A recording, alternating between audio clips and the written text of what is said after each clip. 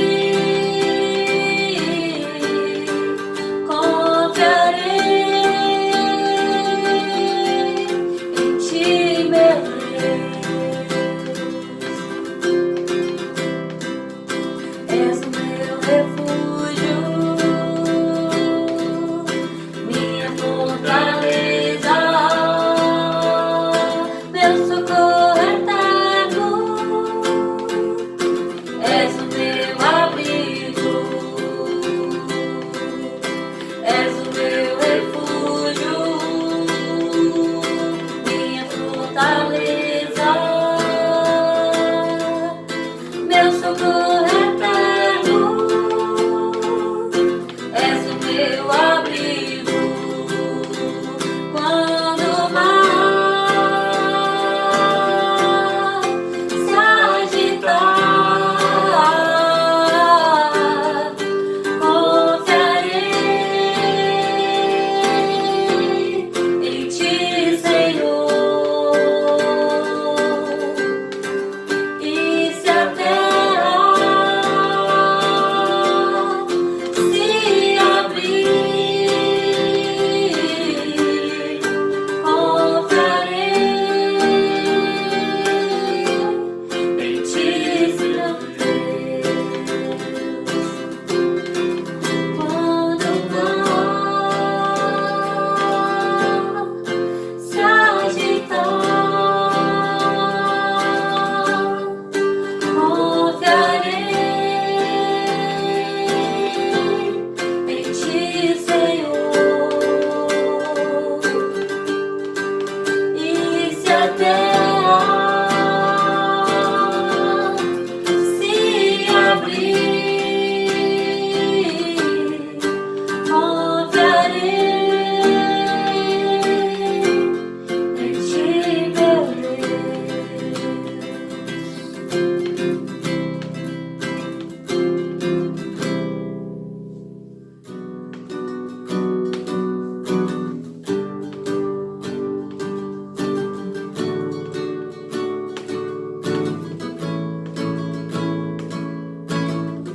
Tu és a minha luz, a minha salvação, e a Ti me renderei. Se ao Teu lado estou, seguro em Tuas mãos, eu nada temerei.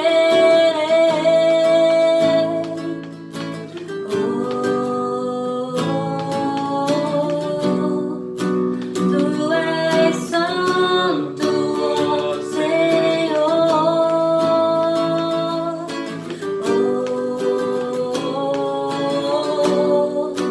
Tu és digno de louvor. Só em Ti confiarei, eu nada temerei. Em frente eu irei, pois eu sei que vivo estás, e um dia voltarás do céu pra nos buscar, pra sempre reinarás. Aleluia.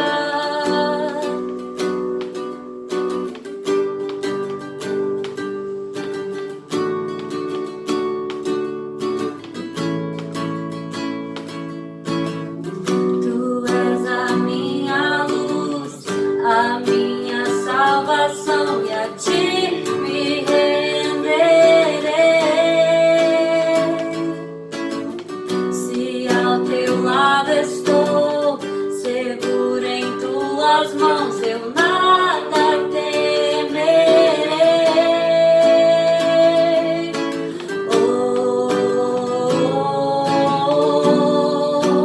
Tu és santo, ó Senhor.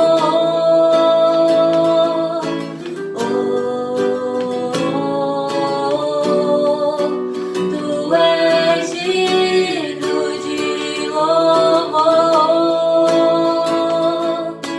Só em Ti confiarei, eu nada temerei. Em frente eu irei, pois eu sei que vivo estás, e um dia voltarás do céu pra nos buscar, pra sempre reinarás. Aleluia.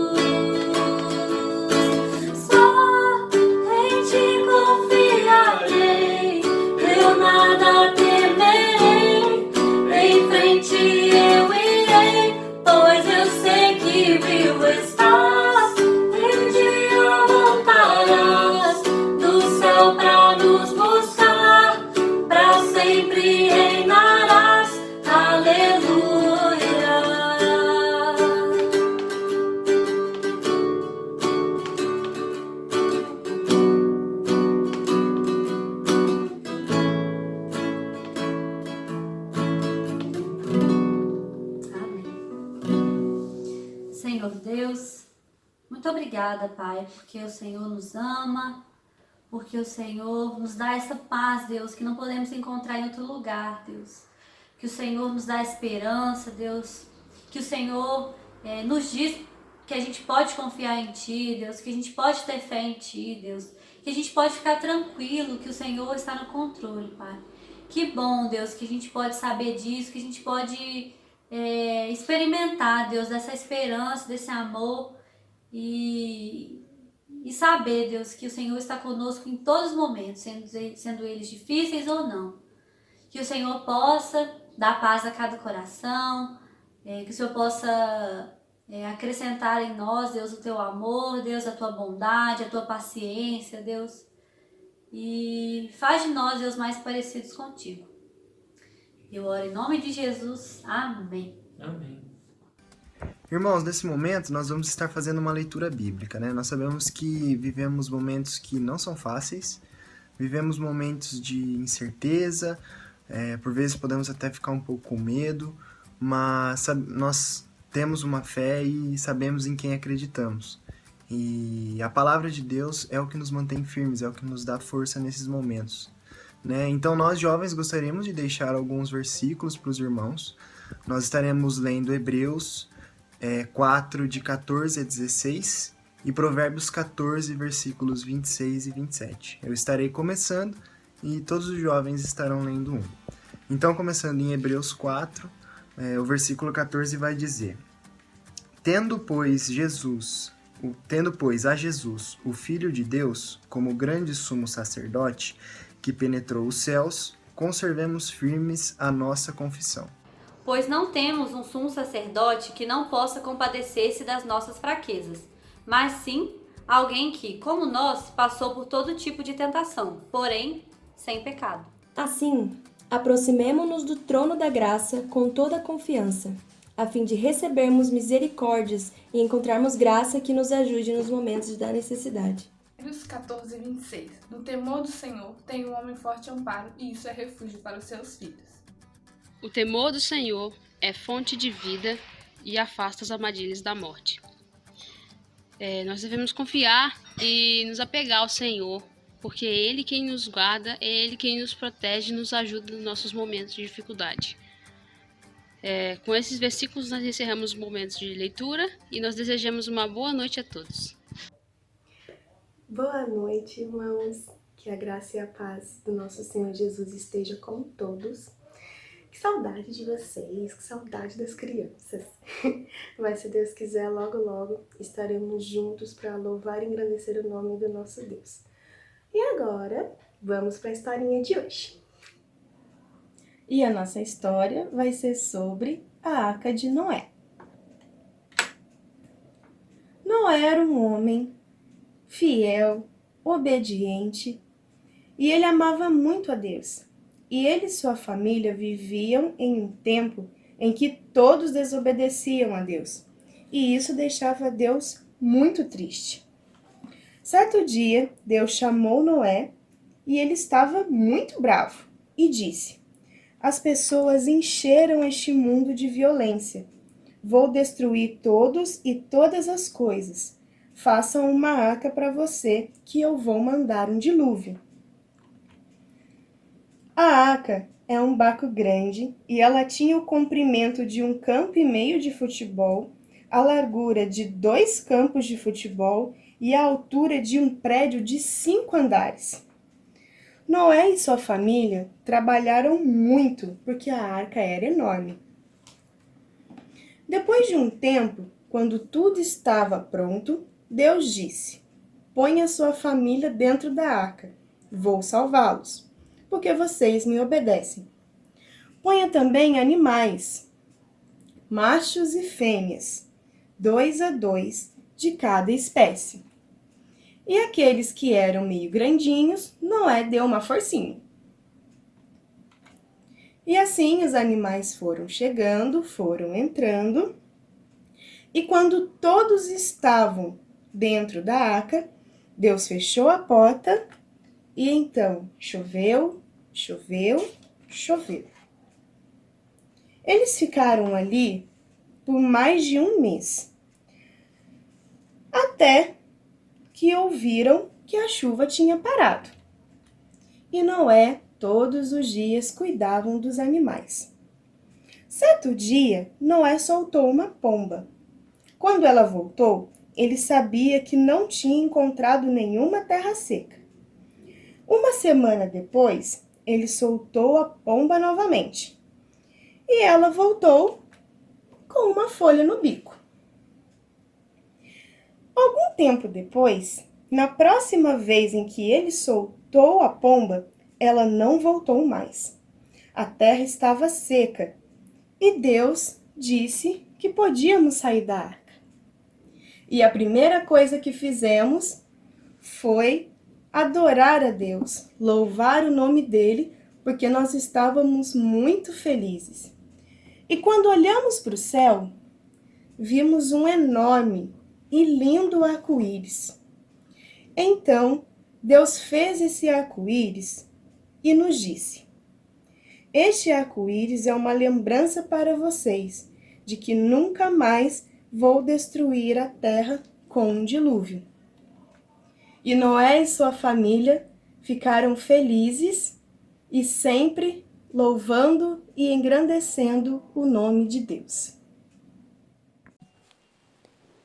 Irmãos, a graça e a paz do Senhor Jesus, é com alegria que eu venho aqui fazer esse vídeo para a nossa igreja, a Primeira Igreja Batista em Lorena, a respeito da obra que o Senhor tem feito aqui na cidade de Piquete, na nossa congregação batista. Irmãos, há pouco nós mudamos para o novo salão que nós estamos, porque o salão antigo, pela misericórdia do Senhor, já não comportava o número de irmãos que ali estavam participando, e o Senhor, pela sua graça e misericórdia, tem nos abençoado de uma forma maravilhosa. E cremos na grande obra do Senhor nesse trabalho. Agradeço as orações da nossa igreja, o apoio, o carinho de todos os irmãos aqui por esse campo missionário, a nossa igreja em Piquete, a nossa congregação. Muito obrigado, que o Senhor continue abençoando os irmãos, dando esta grande visão para os irmãos dos campos brancos que estão prontos para a colheita, que os irmãos continuem em oração por nós, em intercessão. Sabemos que o desafio é grande, a obra é grande, mas cremos no poder do Senhor, na graça do Senhor, porque o Senhor ele tem um plano aqui em Piquete e nós queremos que o Senhor cumpra aquilo que ele tem estabelecido para cumprir aqui na nossa cidade, em nome de Jesus. E queremos ganhar Piquete para Cristo, irmãos. E antes de entrarmos nesse isolamento por conta desta pandemia, terminamos ali de fazer um discipulado, numa média de 14 irmãos que fizeram um discipulado, dentre eles irmãos que vieram de outras denominações, e orientamos para que fizessem o discipulado, para que então sejam recebidos por aclamação na nossa igreja, e também dentre eles outros que estão já prontos para o santo batismo, aguardando a profissão de fé, né? Já era até para esses irmãos estarem batizados, mas sabemos que o Senhor ele tem o controle de todas as coisas. E então é uma alegria muito grande no nosso coração, mas uma responsabilidade muito grande também, irmãos. Eu peço as orações dos irmãos, que os irmãos nos ajudem em oração, intercessão, para esta grande missão aqui em Piquete, em nome do Senhor Jesus. Sabemos que a obra do Senhor ela é maravilhosa, mas nós encontramos muitos desafios pela frente. Mas confiamos que o nosso general é Cristo Ele está à nossa frente para nos conduzir à vitória.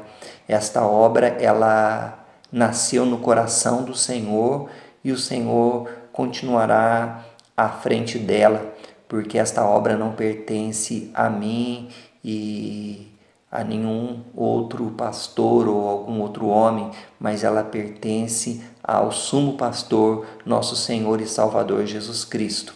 Agradeço a todos em nome de Jesus e continuo aqui firme na obra do Senhor, pedindo as orações da nossa tão amada e querida igreja em Lorena. Que Deus abençoe a todos, um grande abraço a toda a nossa igreja, em nome de Jesus.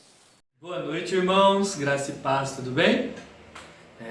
Muito bom a gente estar reunido mais essa noite, nesse domingo, e a gente vai estar então refletindo agora, nesse momento, num pedacinho da Palavra de Deus, num trecho da Palavra de Deus. E o tema que eu trouxe para a gente hoje é o tema Quem é Jesus? Baseado em Colossenses, capítulo 1, versículos de 13 a 20. Vamos ler o texto? Colossenses 1, de 13 a 20, diz assim: Pois ele nos resgatou do domínio das trevas e nos transportou para o reino do seu Filho amado, em quem temos a redenção, a saber, o perdão dos pecados. Ele é a imagem do Deus invisível, o primogênito de toda a criação, pois nele foram criadas todas as coisas, nos céus e na terra, as visíveis e as invisíveis, sejam tronos ou soberanias, poderes ou autoridades, todas as coisas foram criadas por ele e para ele. Ele é antes de todas as coisas, e nele tudo subsiste. Ele é a cabeça do corpo, que é a igreja. É o princípio e o primogênito dentre os mortos, para que em tudo tenha a supremacia.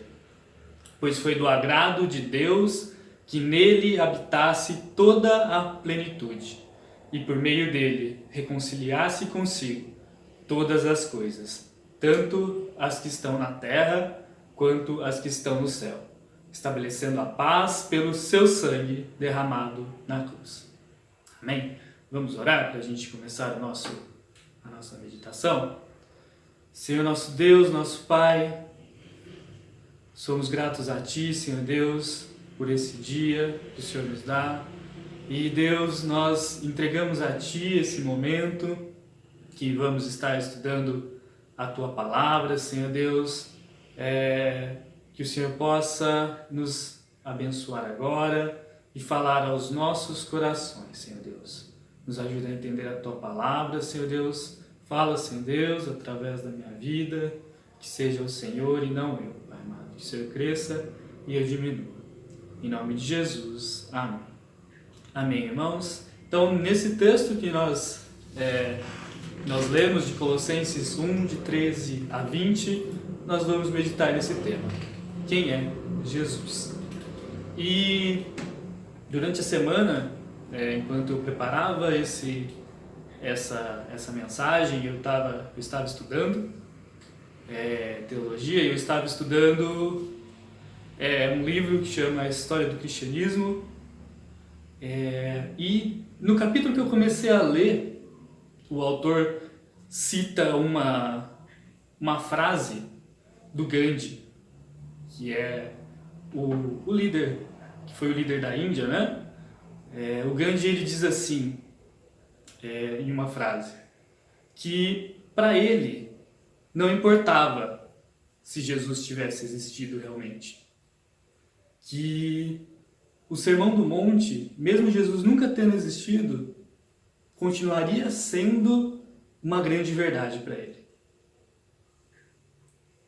Essa pequena frase dele ali colocada, num ponto onde, na história do cristianismo ali, naquele livro, né, vai ser estudado algumas heresias, é muito sutil, mas nos mostra que muitas pessoas, né, às vezes acreditam ou dizem: nossa, os ensinamentos de Jesus são bons, né? Jesus ensinou muitas coisas boas. Mas essas pessoas, muitas vezes, como Gandhi disse ali, não creem realmente em quem é Jesus. Muitas vezes essas pessoas negam a historicidade de Jesus, mas dizem que os seus ensinamentos foram bons ensinamentos. E aí reside uma heresia que a igreja primitiva combateu muito, que foi a negação da encarnação do Deus vivo através de Jesus. E assim como há muito tempo atrás, a gente leu aqui o texto de Colossenses, né? Ali na época da igreja de Colossos, a gente vai ver no contexto da igreja que ela foi formada por uma comunidade. Existia ali uma comunidade judia, então, na cidade de Colossos, mas existia muitos gentios também, então houve um sincretismo muito grande ali entre as coisas, e nessa época começava o gnosticismo a vir e a pregar as suas ideias ali, e a tentar desviar então a igreja, né? E o gnosticismo justamente, ele vai nos falar que tudo emana de Deus e que o próprio Jesus Cristo era uma emanação de Deus apenas e não era Deus realmente, e não havia se encarnado como Deus realmente. Então, Paulo aqui ele vai escrever aos Colossenses, né, de uma forma a defender contra essas heresias e que são também muito, muito atuais para a gente hoje. Quantas falsos mestres nós não vemos hoje, quantas doutrinas nós não vemos hoje que pregam que Jesus foi alguém, mas que não foi Deus. Os muçulmanos pregam que Jesus foi um grande profeta, mas não reconhecem que ele foi o supremo profeta. Alguns vão dizer que Jesus Cristo foi um espírito de luz, mas não reconhecem que ele foi Deus. Os testemunhos de Jeová vão dizer que Jesus Cristo foi ali o agente da criação, mas ele não era o eterno Deus. Então, esse tipo de pensamento perdura até hoje.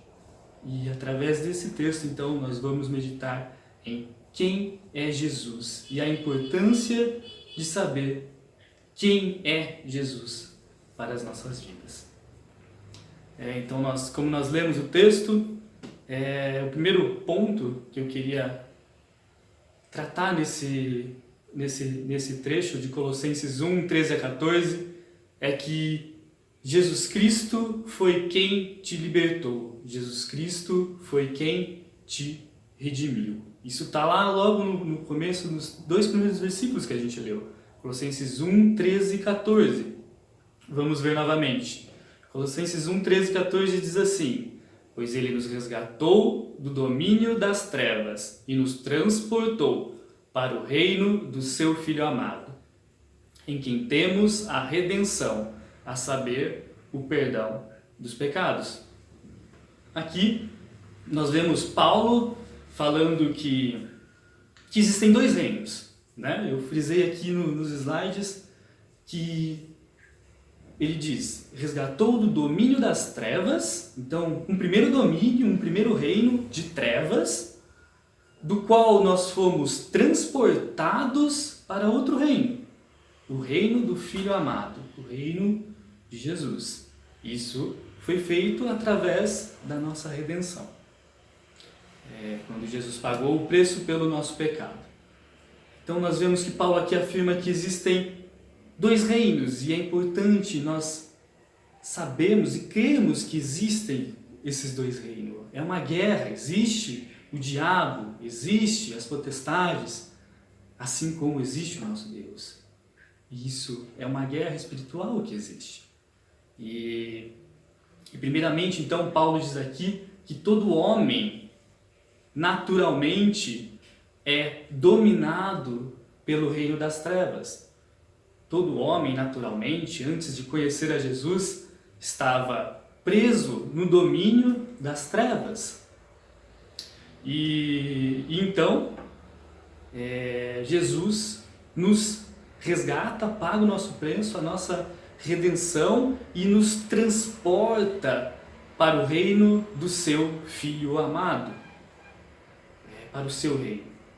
A palavra transportar aqui, ela tem um sentido de quando um povo era vencido ali na guerra, quando uma nação era vencida na guerra e a outra nação que venceu tira aquele povo daquele lugar que ele estava e leva junto com ele para outro lugar. Esse é o sentido no grego da palavra transportar aqui, mostrando que Jesus Cristo, quando paga o preço pelo nosso pecado e nos redime, ele nos tira do domínio de Satanás e nos traz para o seu reino, para o reino do Filho amado, como ele diz aqui, que é um reino de luz. Então nós temos dois reinos: o domínio das trevas, que é dominado pelo diabo, é um reino de rebeldia, de mentira, de engano, de escravidão.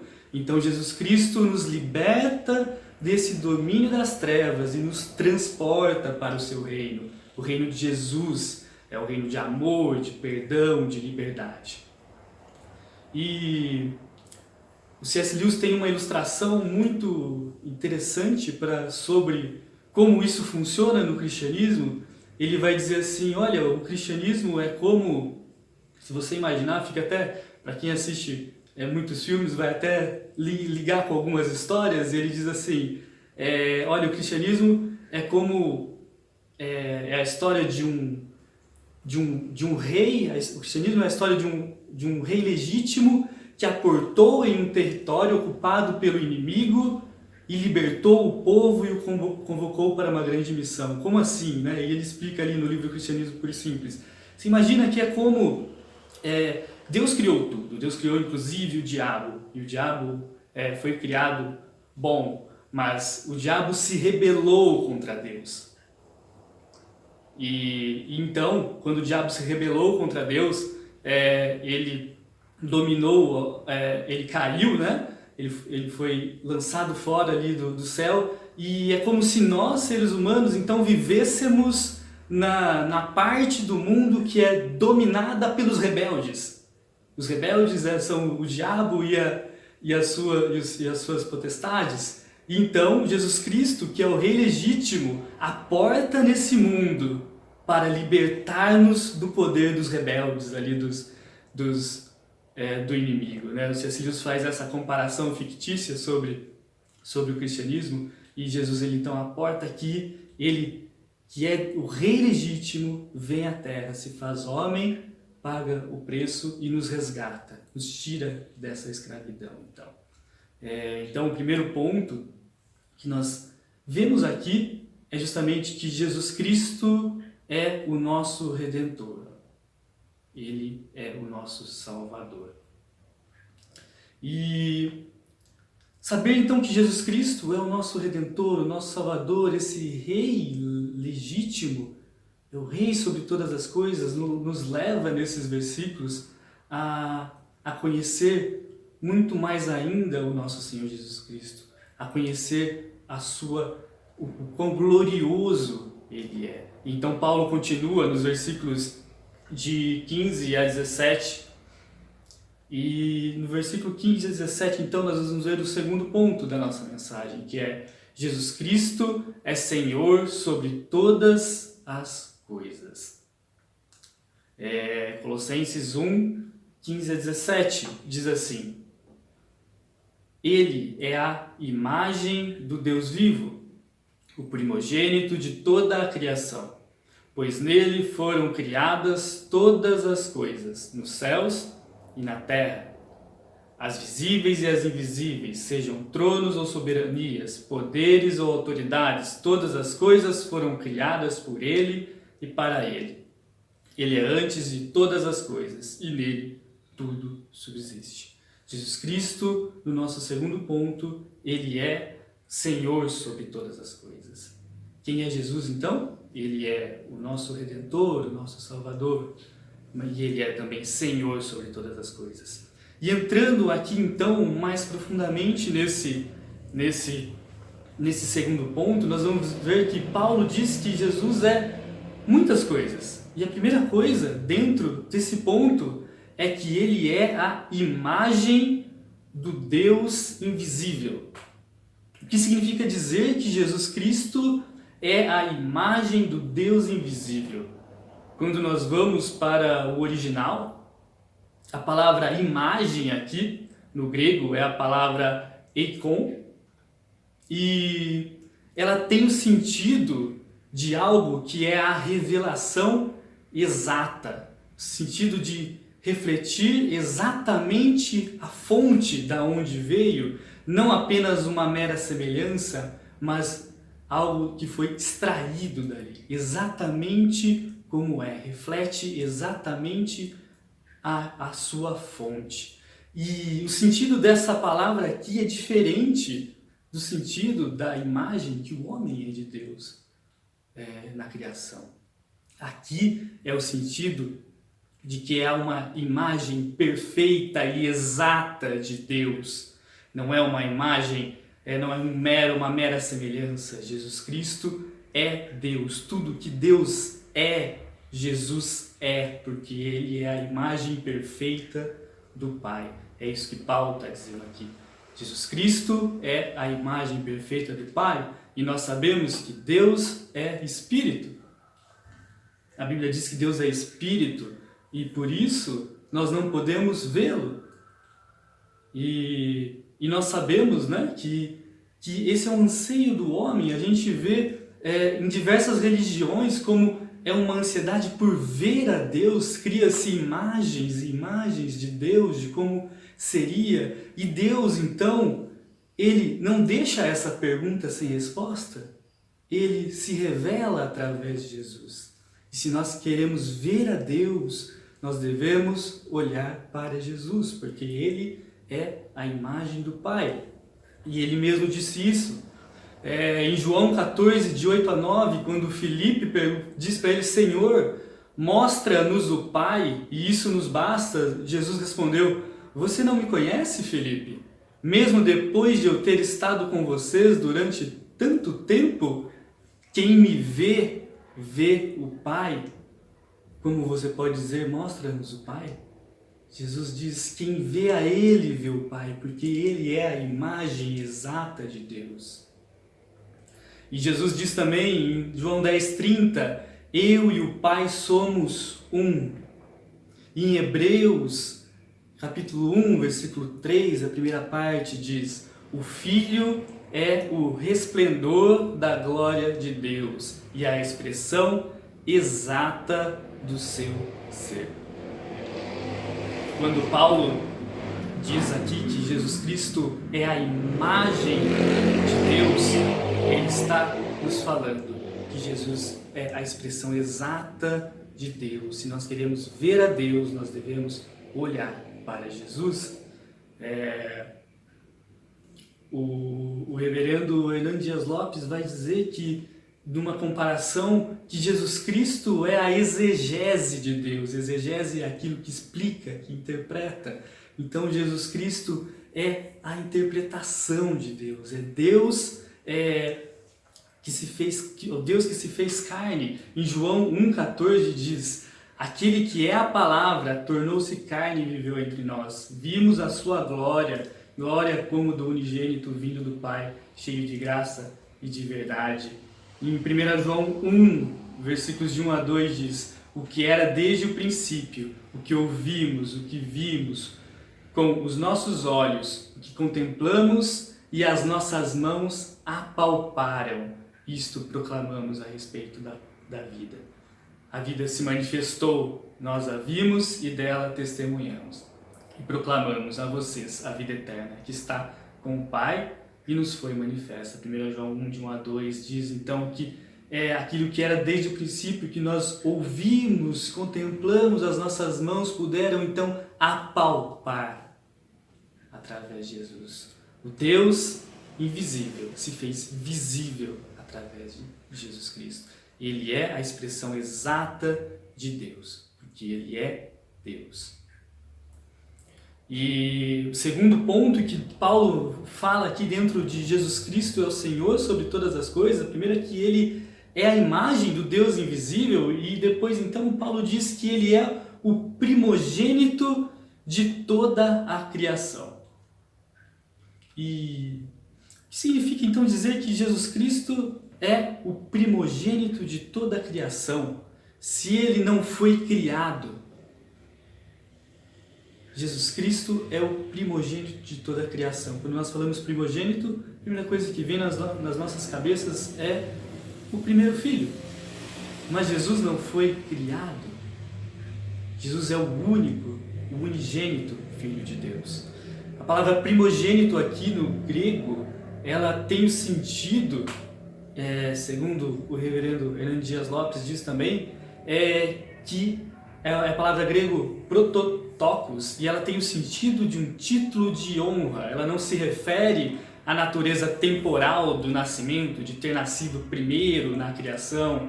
Jesus Cristo não foi criado, Ele sempre foi, Ele é eterno. Se refere então a um título de honra, se refere à preeminência de Cristo.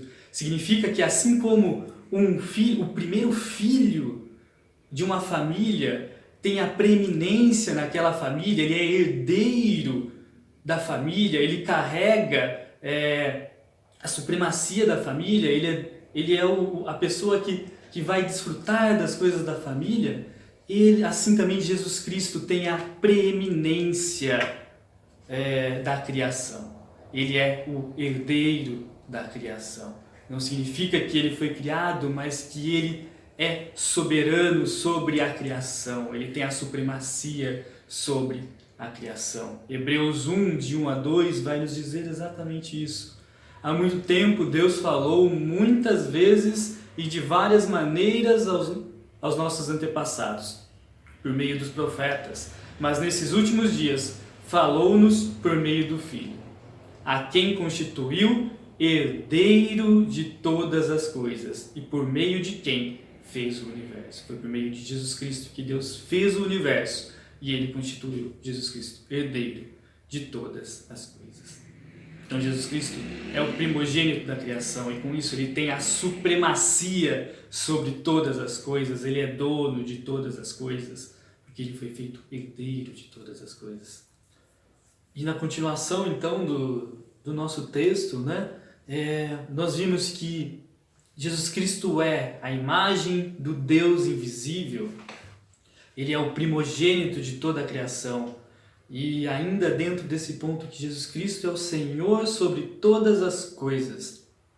O texto continua nos dizendo que, pois nele foram criadas todas as coisas, nos céus e na terra, as visíveis e as invisíveis, sejam tronos ou soberanias, poderes ou autoridades. Todas as coisas foram criadas por Ele e para Ele. Ele é antes de todas as coisas e nele tudo subsiste. E eu frisei aqui nesse slide justamente essas três palavras que Paulo diz aqui. Nele foram criadas todas as coisas. Todas as coisas foram criadas por Ele e para Ele. Nele, por Ele e para Ele foram criadas todas as coisas. E, novamente, o comentarista Hernando Dias Lopes vai nos trazer aqui um pouco do significado, então, dessas três palavrinhas no grego. No grego, nele, por ele e para ele, são as palavras en autou, di autou e eis autou. En autou, que é nele, denota Cristo como a esfera dentro da qual a obra da criação ocorreu. Significa que Jesus Cristo é a fonte originária de tudo o que existe no céu e na terra. Nele tudo foi criado. Sem Ele nada existe. Ele é a fonte de toda a criação. Tudo depende dele. Nele todas as coisas existem. Sem Ele, as coisas não existiriam. Dialtou descreve Cristo como o agente da criação de Deus, por Ele. Significa que por Ele todas as coisas foram criadas. Foi Ele o autor da criação, Ele é o agente da criação. Através dele, Deus criou todas as coisas. E ex-autor, para Ele, todas as coisas foram criadas. Indica que Cristo é o alvo da criação. O mundo foi criado para o Messias, foi criado para Ele, para a glória dEle, para a honra e glória do nome dEle. As coisas foram criadas. Essas três palavras são muito interessantes. Nele, por Ele e para Ele. E o texto ainda continua nos dizendo que Ele é antes de todas as coisas. E nele tudo subsiste. Ele sempre existiu. Ele não foi criado. Ele é eterno. E nele tudo subsiste. Tudo depende dele. Ele sustenta todas as coisas. Sem ele, nada existe. E assim a gente vê então como Jesus Cristo é glorioso. A sua soberania sobre todas as coisas. Cristo é o verbo dinâmico da criação. Ele trouxe a existência, tudo. Foi por Ele que tudo foi feito e para Ele que tudo foi feito. Quando a gente olha para as galáxias, quando a gente olha para o céu, para quem eu gosto muito de ir de acampar e tal, e muitas vezes eu deito ali naquele momento de acampar ali fora, e a gente consegue olhar então para o céu e ver uma vastidão de estrelas. Quando a gente olha para a imensidão da criação de Deus, tudo foi feito nele, por ele e para ele. Tudo. E Paulo aqui ele vai descrevendo que tudo, desde das coisas visíveis às invisíveis, soberanias, autoridades, tudo foi feito nele, por ele, para ele. Significa dizer que quando a gente olha aqui Paulo usou esses exemplos, mas a gente poderia olhar ao nosso redor e ver que desde do sol criado, das estrelas, até a mais pequena flor que floresce no seu jardim, desde do organismo mais complexo que existe na Terra, até o micro-organismo mais simples, invisível ao nosso olho, tudo foi criado nele, por ele e para a honra e glória do nome de Jesus. Ele é o autor da criação. Ele que criou todas as coisas é quem diz para o mar se acalmar, o vento se acalmar, porque foi através dele que tudo foi criado. Ele que criou a água, que criou o cereal. É Ele que consegue multiplicar o pão, que consegue transformar a água em vinho. É Ele que faz todos os milagres, porque Ele criou todas as coisas. E Ele é Senhor sobre todas as coisas. E a Bíblia diz que perante Ele todo joelho se dobrará e toda língua confessará que Jesus Cristo é o Senhor. Ele é Senhor sobre todas as coisas. Esse é o nosso Senhor Jesus Cristo. Atos 17, 25 a 28 vai nos trazer então justamente mais um texto sobre isso. E diz: Ele não é servido por mãos de homens, como se necessitasse de algo, porque Ele mesmo dá a todos a vida, o fôlego e as demais coisas, pois nele vivemos, nos movemos e existimos. Ele é Senhor sobre todas as coisas.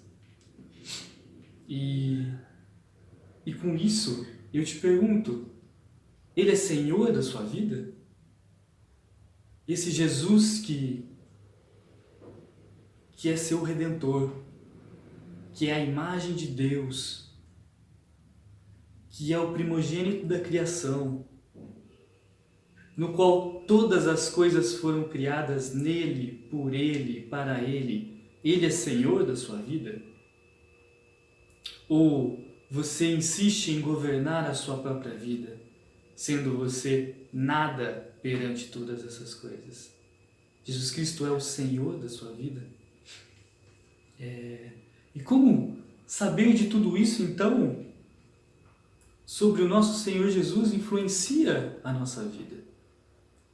Saber quem Jesus Cristo é, como isso pode influenciar a nossa vida? Nós vimos que o contexto no qual Paulo disse isso era um contexto onde diversas heresias surgiam. E nós vemos hoje pessoas que dizem que Jesus Cristo deu bons ensinamentos, mas não era Deus. Mas a palavra de Deus afirma que Ele era Deus, e que Ele é Deus, e que Ele está acima de todas as coisas. Então é a Ele que nós devemos render todo o nosso louvor. Somente Ele deve ser adorado. Paulo sabia que talvez ali os cristãos, frente àquele monte de heresias que surgiam, talvez ali eles pudessem ser cativados por aquelas heresias e ser levados então a acreditar em outras coisas. E quantas filosofias muitas vezes nos chegam a nós, filosofias vãs que nós recebemos então, e nós temos então que olhar e analisar e saber que Jesus Cristo é Senhor sobre todas as coisas. Em Colossenses 2, de 8 a 10, Paulo vai justamente dizer isso, se a gente for para o próximo capítulo. Cuidado para que ninguém os escravize a filosofias vãs e enganosas que se fundamentam nas tradições humanas e nos princípios elementares deste mundo, e não em Cristo, pois em Cristo habita corporalmente toda a plenitude da divindade. E por estarem nele, que é o cabeça de todo o poder e autoridade, vocês receberam a plenitude. Cuidado para que ninguém os escravize de vãs filosofias. Jesus Cristo é quem reside toda a sabedoria de Deus, é o que Colossenses fala. Ele é Senhor sobre todas as coisas. E talvez num momento como o nosso, em que nós estamos mediante uma crise, mediante um vírus que nos assola e nós ficamos com medo, nós devemos lembrar que nele, por ele, para ele são todas as coisas. Tudo o que existe e tudo o que acontece é para a honra e glória do nome dele. E ele é Senhor sobre todas as coisas. Ou seja, se você tem medo, saiba que ele é Senhor sobre todas as coisas. Porque ele é o soberano da criação. Ele é a imagem de Deus. Assim, meu amado, ele é Senhor sobre a sua vida e sobre tudo o que está acontecendo no mundo agora. Jesus Cristo é Senhor sobre tudo. E se ele ainda não é Senhor sobre a sua vida, talvez seja o momento de você entregar a sua vida a Jesus Cristo e deixar ele ser Senhor sobre a sua vida. Eu queria orar por você. Senhor nosso Deus, nosso Pai, nós, Senhor Deus, nos colocamos agora diante de Ti, Senhor. E eu peço a Ti, Senhor, por cada pessoa que está assistindo, Senhor Deus, esse vídeo, que o Senhor possa falar aos corações, Senhor Deus. Se alguém não tem Jesus Cristo como Senhor de sua vida, que o Senhor possa falar a esse coração, Senhor Deus, para que ele seja convencido de que só Jesus Cristo é Senhor e que somente a Jesus Cristo todo joelho deve se dobrar, Senhor Deus. Pai, que o Senhor possa falar a cada coração, Deus, e aqueles também que já conhecem a Ti, Deus, que o Senhor possa confirmar, Senhor Deus, que o Senhor é Senhor sobre as nossas vidas, Senhor Deus, que seja o Senhor que domine sobre as nossas vidas, Senhor, porque o Senhor nos tirou das trevas, nos trouxe para o Seu reino, Senhor Deus, e assim nós devemos viver, Senhor Deus, em novidade de vida, Pai. Governe, Senhor Deus, as nossas vidas, Pai. Deus, nós somos gratos a Ti por tudo, Senhor Deus, e louvamos e bendizemos o Teu nome, porque só o Senhor é Rei, só o Senhor é Deus sobre todas as coisas, e o Senhor é soberano sobre tudo. Muito obrigado por tudo, Pai, em nome de Jesus. Amém. Deus abençoe a cada um. Amém?